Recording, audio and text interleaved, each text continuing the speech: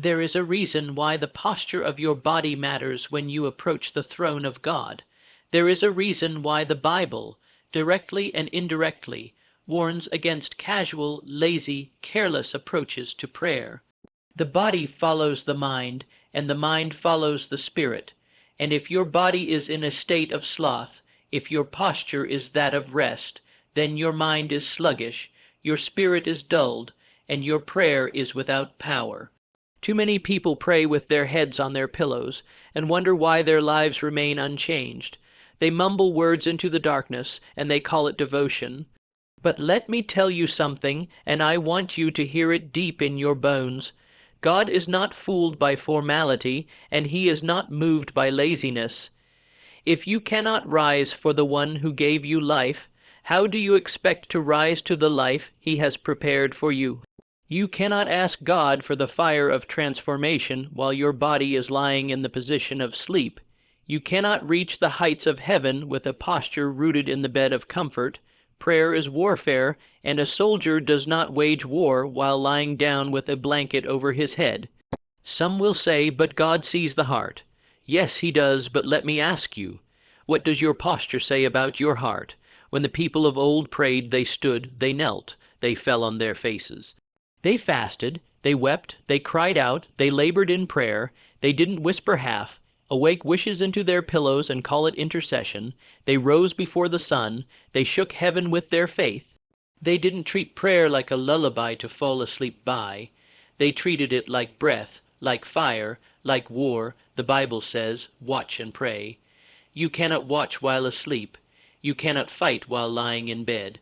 To watch and pray means to be alert, to be ready, to be intentional. What does it mean to watch? It means you are anticipating something. You are expecting a move of God. You are awake in spirit, alert in mind, and ready in body. You may not find the exact words, "Do not pray while lying down," written in Scripture, but let me tell you this, the posture of prayer always reflected the seriousness of the soul, and if your posture is passive, your prayer is powerless. The enemy knows that the easiest way to weaken your prayer is to tempt you into praying when your body is in a state of rest instead of readiness. He wants you to turn prayer into bedtime talk so that you never tap into the authority you were born to walk in. He wants you to whisper weak words into the night instead of standing tall in faith during the day. Let me tell you a secret. Your body, your mind, and your spirit are connected. When your body is upright, your mind is sharper. When your knees are bent in reverence, your heart becomes tender. When your eyes are lifted, your soul starts reaching. The position of your body signals the position of your heart. When Moses met with God, he didn't lie down. When Jesus prayed in the garden, he knelt and sweat great drops of blood. When Daniel prayed, he opened his window and got down on his knees 3 times a day. When Elijah prayed for rain, he bowed with his face between his knees. When Paul and Silas prayed in prison, they stood and sang at midnight. These men did not pray casually. They didn't pray from a place of sleep. They prayed from a place of fire. Now I ask you, how are you praying? How are you showing up to the secret place? Are you giving God your best posture, your full attention, your whole mind? Or are you giving him your leftovers, the last few tired thoughts of a long day? You don't whisper to the King of Kings with your body wrapped in blankets. You don't approach a throne while reclining. You rise, you bow, you kneel, you focus, because God is not your bedtime story. He is your deliverer, your provider, your master, and your father. I have seen what happens when a man begins to pray with intensity, with reverence, with focus. I have seen what happens when a woman wakes up before the world wakes up and lifts her voice to heaven while the sky is still dark. That kind of prayer moves angels. That kind of prayer shifts atmospheres. That kind of prayer opens doors. You want breakthrough, get up. You want clarity, stand tall. You want strength, bend your knees and pray like you mean it. The blessing does not come to those who mumble in comfort. It comes to those who cry out with everything they've got. The favor of God is not found in the bed. It is found in the fire. This is not a message of guilt. It's a call to discipline. To excellence, to power. Don't wait for a lightning bolt. Get up and become the thunder. Don't just wish for change. Pray until change comes. Fight for it on your knees. Command it with your tongue. Declare it with your faith. And most importantly, show God that you mean business. If the most powerful force in the universe is listening to you, how dare you pray with one eye closed and the other on the clock? How dare you lay in bed and mutter lukewarm words and call it devotion? God deserves more than that, and you need more than that. Your destiny requires more than that. Your calling demands more than that. You are not a spiritual beggar. You are a spiritual warrior, and warriors rise. Warriors don't whisper sleepy prayers into their pillows. They cry out, they command, they intercede. They partner with heaven and call down fire.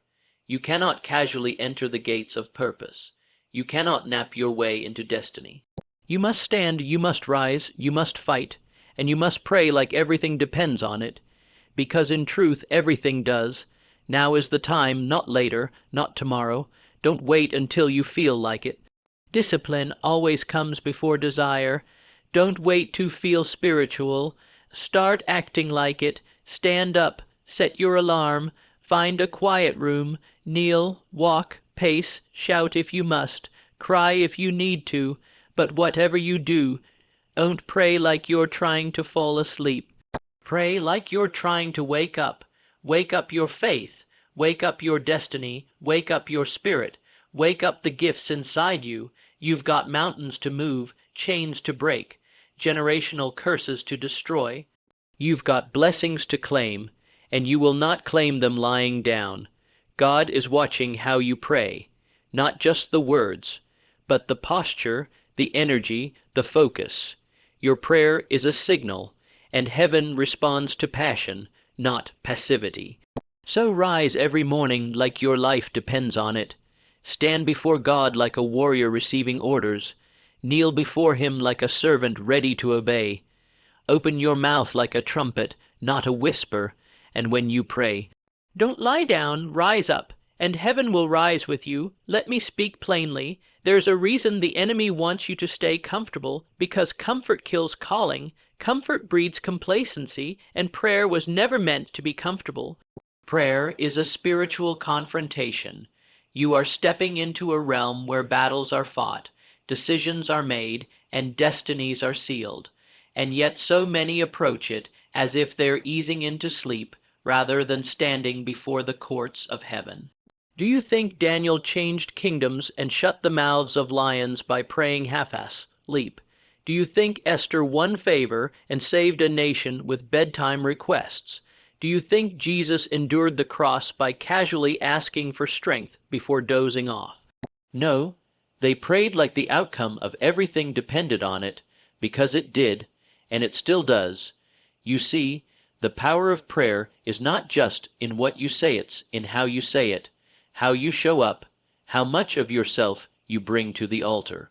You don't bring God your yawns, you bring him your fire. You don't bring him the final flicker of your attention. You bring the fullness of your focus. What if I told you your future is waiting on your posture? What if I told you your open door is waiting on your discipline, that thing you've been praying for break, through healing, provision? It's not being withheld. It's waiting for the right version of you to show up and knock like you're serious. Like you're ready, because prayer is not just communication. It's preparation.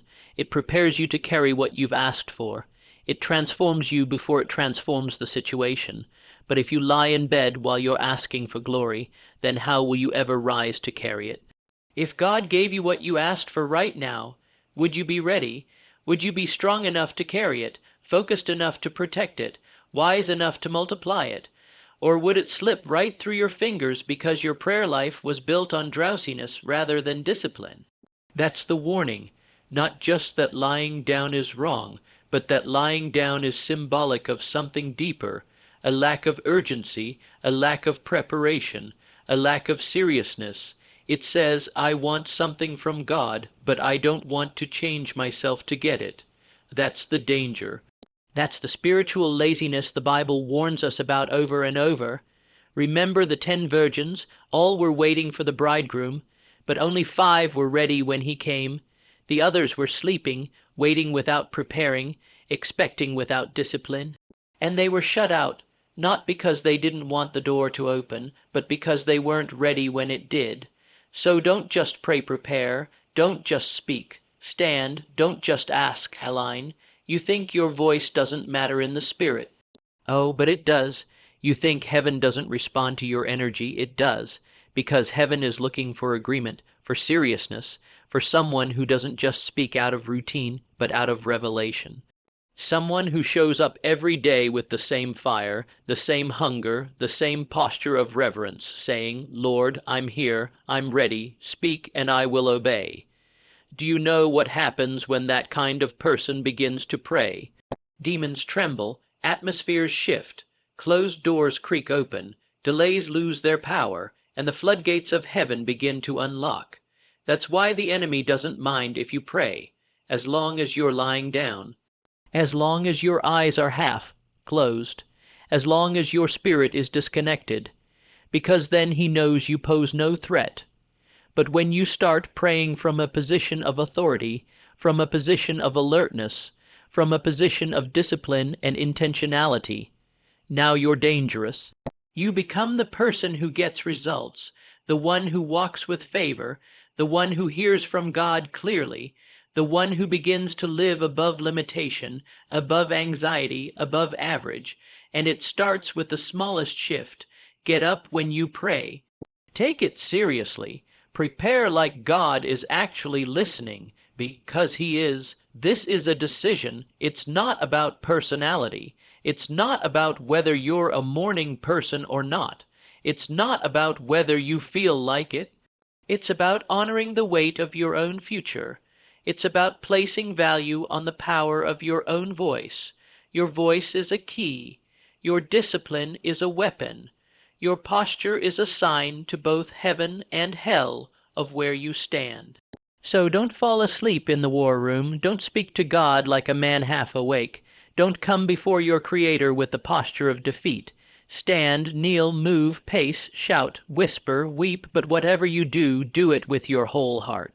Because divided focus produces divided results. Half-hearted prayer produces half-shaped answers. But when you pray like a furnace, when you burn with expectancy, when your spirit is awake and your body is aligned, something begins to happen. The windows of heaven open, the wind of the Spirit blows, angels are dispatched, wisdom is downloaded, ideas are birthed, strength is imparted, and you begin to rise, first in the Spirit, then in the world. And all of that begins with a simple act of respect, refusing to approach God with the posture of slumber, refusing to treat holy things like they're optional, refusing to give the King of Kings anything less than your best energy, your best time, your best focus. God is not asking for perfection. He's asking for sincerity. He's not measuring your eloquence. He's measuring your effort. Are you awake in spirit? Are you bringing Him the first, not the last? Are you standing up like a soldier or lying down like a sleeper? That's the question, that's the challenge, and your future hangs in the balance. So I say to you now, wake up. Wake up in your body, wake up in your spirit, wake up in your discipline, because the way you pray is shaping the life you live. If you approach God with laziness, don't be surprised when your results come in fragments. But if you approach Him with fire, with reverence, with intention, then you will walk in power, you will walk in clarity, you will walk in favor. Don't let your destiny be delayed because you were too comfortable to rise. Don't let heaven's response stall because your voice was buried in the blankets of slumber. Get up. Show up. Speak up. Kneel down. But whatever you do, do it with all your heart. You were not made for mediocre prayers. You were made to shake the heavens, to shift atmospheres, to carry divine authority. But you must rise to it, literally, physically, spiritually, because God will meet you at the level of your seriousness. So tomorrow morning, before the sun comes up, don't pray lying down. Get out of that bed. Stand on holy ground. Kneel like you mean it, and speak to God like your life depends on it, because it does. And when you do, watch how the heavens respond. Watch how your life changes. Watch how the impossible becomes possible. Because God does not reward the casual, He rewards the committed, so pray like it, and live like it, and nothing will be withheld from you.